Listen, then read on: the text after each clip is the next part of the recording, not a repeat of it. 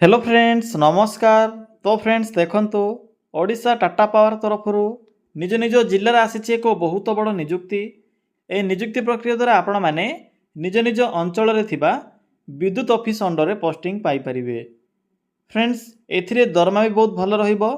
24,000 रु 30,000 पर्यंत आपण को एथिरे मंथली बेसिस रे दरमा देखा मिलिबो। एथिरे कौनसी प्रकार एग्जाम नहीं, नो एग्जाम रहुची, केवल इंटरव्यू द्वारा आपण को एथिरे सिलेक्शन करा जिवो। एथिरे उभय पुरुष और महिला मानक पई पोस्ट रहुची। बोथ मैट्रिक प्लस टू और ग्रेजुएशन या सहित आईटीआई और डिप्लोमा कैटेगरी पिला मानक पई पोस्ट रहिबो।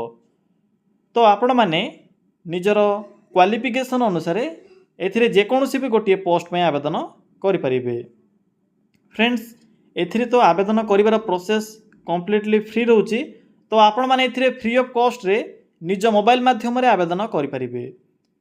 किपरि आपण माने निज मोबाइल रे फ्री रे अप्लाई करिवे, अप्लाई करिवार प्रोसेस टी भी मु आपन को ए वीडियो माध्यम रे जणाई देबी। तो वीडियो को शेष पर्यंत देखि नेबे। चलंतु प्रथमे देखि नेबा जे हर फुल नोटिफिकेशन टी कोन रहूची।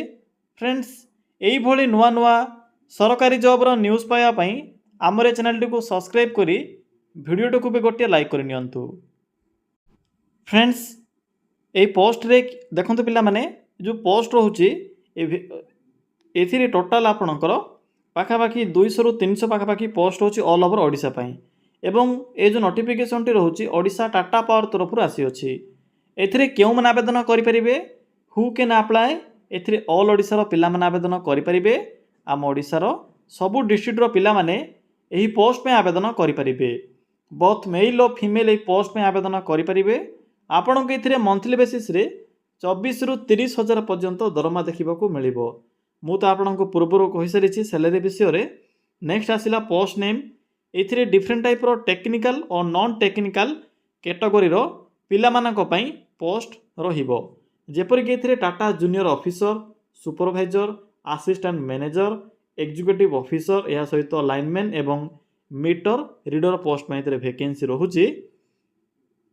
तो आपण माने निजर योग्यता अनुसार एथिरे जेकोसी भी गोटे पोस्ट में आवेदन करि परिबे। नेक्स्ट आसिला एजुकेशनल क्वालिफिकेशन। फ्रेंड्स आवेदन करिबा पूर्व थरुटिए देखि नियंतु जे एथिरे केउ पोस्ट में कोन क्वालिफिकेशन रहिबो एवं मिनिमम शिक्षागत योग्यता कोन रहुची। एथिरे मैट्रिक रु आरंभ करी एमबीए पई वैकेंसी रहुची। तो आपणकर क्वालिफिकेशन जदि matric plus two plus three diploma किंबा एमबीए मध्य थिबो तेबे आपण माने एथिरे डिफरेंट टाइप रो पोस्ट आवेदन करि परिबे। फ्रेंड्स क्वालिफिकेशन गला। नेक्स्ट आसिला एप्लीकेशन फी। एथिरे आवेदन करिवार प्रोसेस कंप्लीटली फ्री रहउची। फ्री ऑफ कॉस्ट रे पोस्ट आवेदन करि परिबे। जनरल ओबीसी एससी एसटी समस्त पई एथिरे फ्री ऑफ कॉस्ट रहउची। नेक्स्ट आसिला एज लिमिट। एथिरे आवेदन करिवार मिनिमम एज लिमिट रहउची 18 वर्ष, मैक्सिमम रहउची 40 वर्ष। जदि आपणकर बयस मिनिमम 18 कंप्लीट हो जाउथिबो तेबे आपण माने पोस्ट आवेदन करि परिबे। बाकी रहिला ओबीसी एससी एसटी और अदर कैटेगरी पिला माननको एथिरे एज रिलैक्सेशन मिली परिबो। नेक्स्ट होची सिलेक्शन प्रोसेस। फ्रेंड्स एथिरे नो एग्जाम रहउची, कोनोसी प्रकार एग्जाम नाही। प्रथमे आपण माने आवेदन करिवे।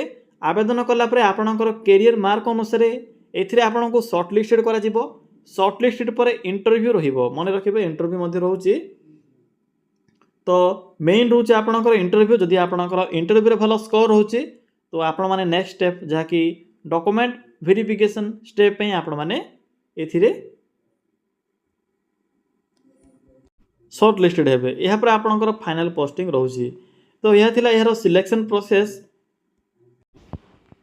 नेक्स्ट आसिला इंपोर्टेंट डॉक्यूमेंट। तो देखंतु पिला माने कोन सब डॉक्यूमेंट रहउची। एथिरे जहा भी सब डॉक्यूमेंट लेखा जायछि सब डॉक्यूमेंट रो पीडीएफ फॉर्मेट आवश्यक पड़िबो। या सहित गोटे रिज्यूम बा बायोडाटा फॉर्म आवश्यक पड़िबो। आवेदन कला समय ए सब डॉक्यूमेंट रा आवश्यक नाही।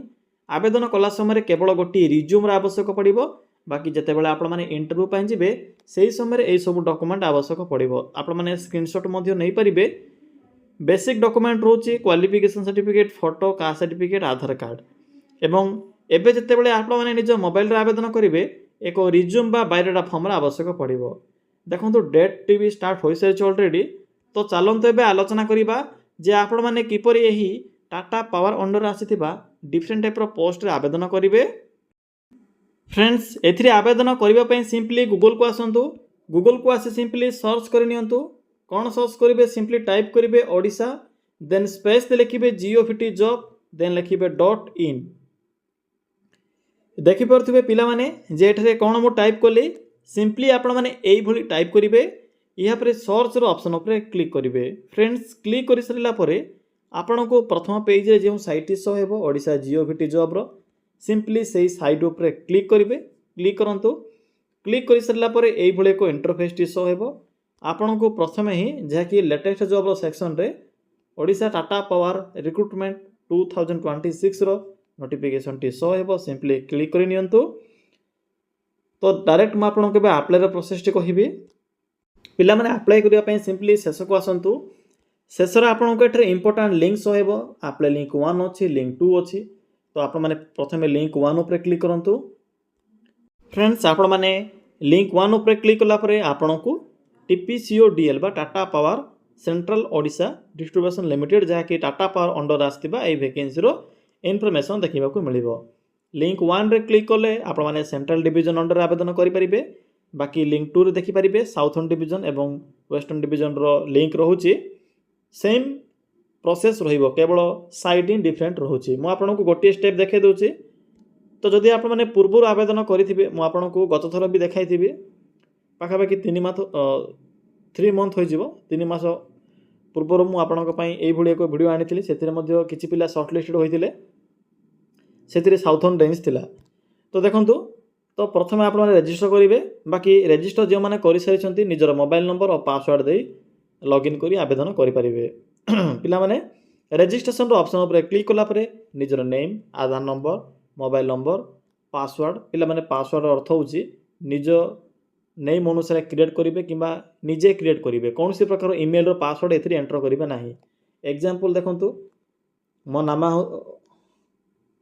पिला माने देखंतु मनकर आपणकर नाम होउची अनु। तो अनु @123 एई भली पासवर्ड देबे। ईमेल एड्रेस दे साइन अप रो ऑप्शन ऊपर क्लिक करिवे। क्लिक कला परे आपणकर एथिरे रजिस्टर सक्सेसफुल होई जिवो। एहा परे कोन करिवे योर मोबाइल नंबर और पासवर्ड आपण माने रजिस्ट्रेशन टाइम रे जेउ एथिरे मोबाइल नंबर टी एंटर करिथिले एवं पासवर्ड देथिले सेही मोबाइल नंबर और पासवर्ड टी को एंटर करिवे। लॉगिन रो ऑप्शन ऊपर क्लिक करिवे। क्लिक कला पर देखंतु निजरो डिटेल्स फिल अप करिवे जा कि पर्सनल इन्फॉर्मेशन रहउची। एहा परे आपण माने निजरो क्वालिफिकेशन एड्रेस रो इन्फॉर्मेशन एहा परे रिज्यूम बा बायोडाटा फॉर्म टी को अपलोड करिवे। एही प्रोसेस को कंप्लीट कला परे आपणकर फॉर्म टी सक्सेसफुल सबमिट होई जिवो। मन रखिबे कोनसी प्रकार फी नाही तो मागणार आवेदन करिवे। तो जदि आपण माने एलिजिबल होतिबे निश्चित रूपे ट्राई करिवे। तो फ्रेंड्स या थिला एही टाटा पावर अंडर आस्तिबा वैकेंसी रे आवेदन करिबार कंप्लीट इन्फॉर्मेशन।